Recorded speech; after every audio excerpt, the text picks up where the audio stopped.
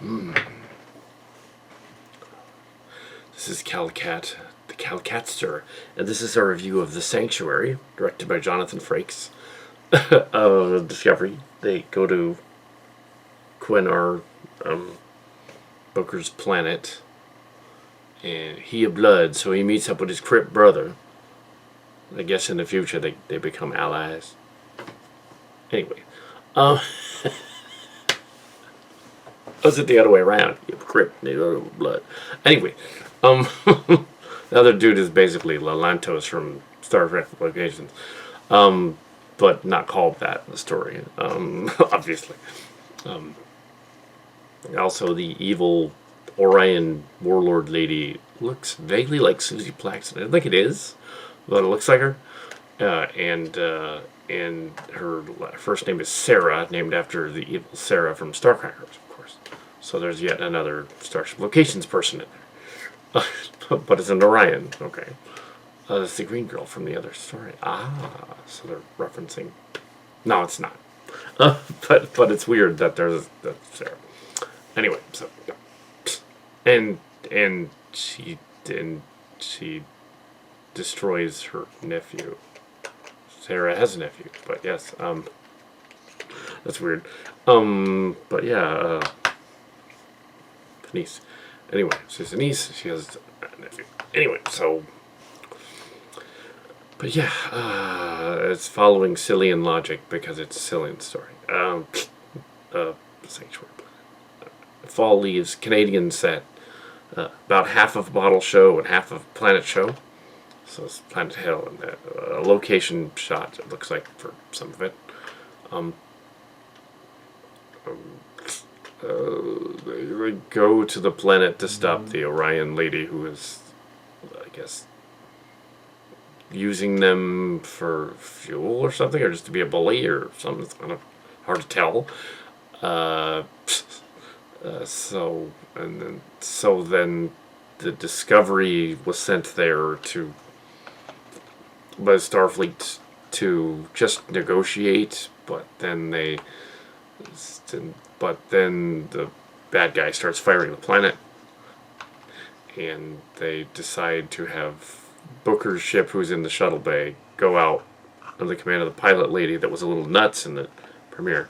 And the Orion guy, Ren, they're looking for Ren, also named after a character from Silly Trek, who goes out, and he's also doing his thing. He's basically a madman, but he's Ren. He's also a different version of him. No, he's not, but it's weird that there are names that are similar.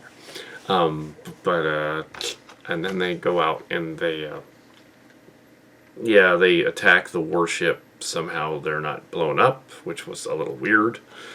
And the pilot lady isn't as crazy. Also, the backstory is they analyze the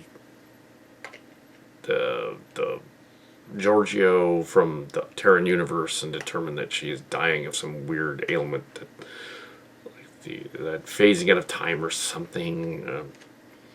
Not sure what was going on there, and then she threatens to kill the doctor, but I think she already did that once, or somebody did. I think actually the spy, yeah. But then she ends up not killing the doctor. There's goofy stuff. Also, we get the reveal that Tal is not cisgendered, gender fluid, and she is referring to herself as them and they. Well, she's a trill, so she has a trill, but there is no gender. That would be mixed because they're the trill, it's alien, it's part trill. Yeah. So. Anyway, so physiologically she's a girl, but identifies as either or. The actor finally put that in the story, but only to Stamets and his lover, the doctor. That's a soap opera going on. Also, we have the brother fight at the end. We have them actually damaging the weapons on the Orion ship, and the Orion ship flies off, threatening to have a war with the Emerald Chain and the Federation. Their plan was kind of insane, and well, if it was Silly Trek, it would make perfect sense, but it's technically not. They're not saying their starship locations. However, they're behaving like they're in starship locations. It's just like, okay. And a number of spin-offs, mainly the Forbidden Planet one, the Fallen One's planet. The Sanctuary Planet kind of looked like the Fallen One planet a little bit, but it's not. That'll come later. In the preview for next week, they showed what appeared to be a classic TNG uniform. I'm not sure why they called that up. Maybe there was a data thing or something about that. I don't know. But that's in the preview. It wasn't data though. It was a data point, like they were looking at some historical file or something. Not sure what that was about. But they go to a frosty planet in the trailer for the next one. For the soap opera stuff and the reveal that at least they were copping out up until this episode by revealing the gender thing, because they were making her office as a straight character that was not just straight. She had a boyfriend. But now they're saying no, wait, they were actually not straight. They were fluid. Yeah, dude.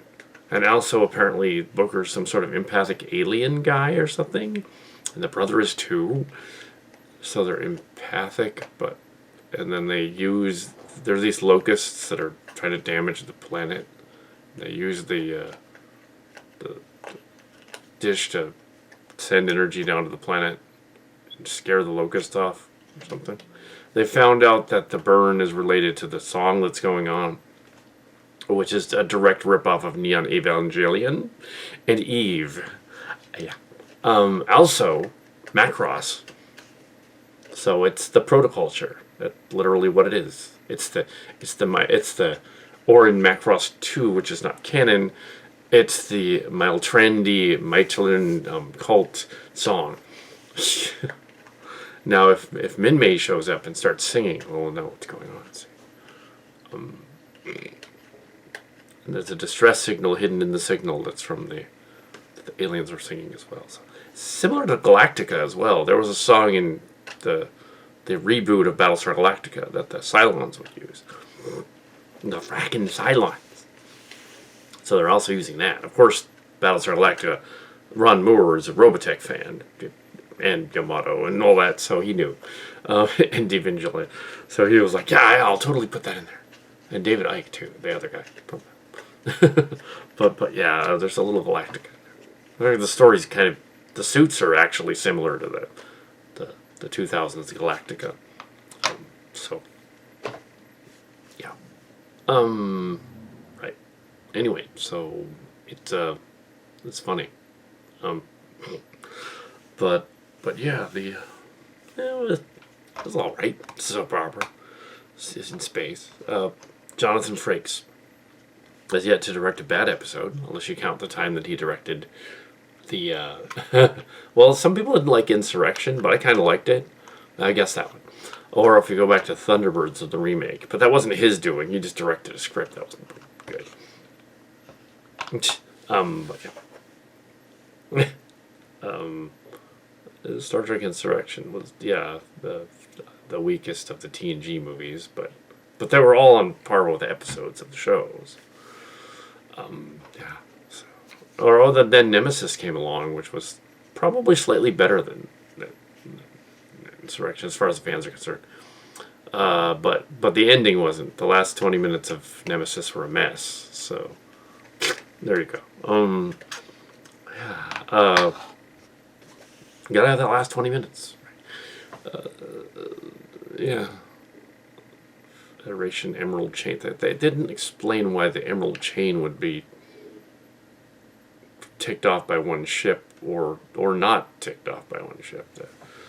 What was her plan? They're typical of villains in Star Trek for them to be kind of weak in that they can't like think out their own stuff logically and figure things out. They're just on emotion or something.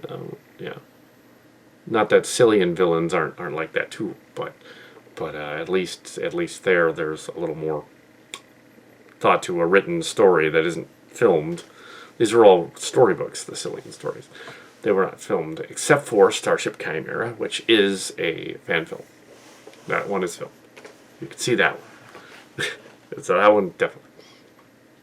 Even when we did Starcrackers back in the 90s and early 2000s, the Starcrackers movie that took 13 years to make, even there, the villain, Raxler, was not two-dimensional. He was clearly inspired by something. He was Clark's old nemesis from the Academy. He wasn't Khan. He was more like Finnegan from the classic Trek. And he was coming back to get Clark. And it was kind of obvious in the story that was going on. Even when we were just clearly Star Trek fans with Starcrackers, we were clearly thinking on the same wavelength, which is why the other version of the Colavito Viacola blog became a Starcrackers very recently, a Starship Vanguards episode. Similar plot to the Mystery Planet, the Fallen Ones planet, except with the Vanguard crew. It's set 50 years in the future from when they left. Very similar characters, which they meet the Cillians, some of them, in this other timeline that's going on in their own pocket universe. It's not canon with anything. It's just for fun. But yeah, the Maelstrom. Yeah, the Maelstrom saga came out. Well, a version of it, an early version of it. They released the unfettered version of it, which had the same plot. So just use it. Anyway, so and didn't do any more Distant Destinies yet. Rally Space kind of absorbed it into that one because it didn't work. Anyway, Sanctuary. It ties back to Sanctuary in the story, in that it's very similar to that story, except they boiled it down to locusts attacking the planet and starvation, and he's got a kid. The brother's got a kid.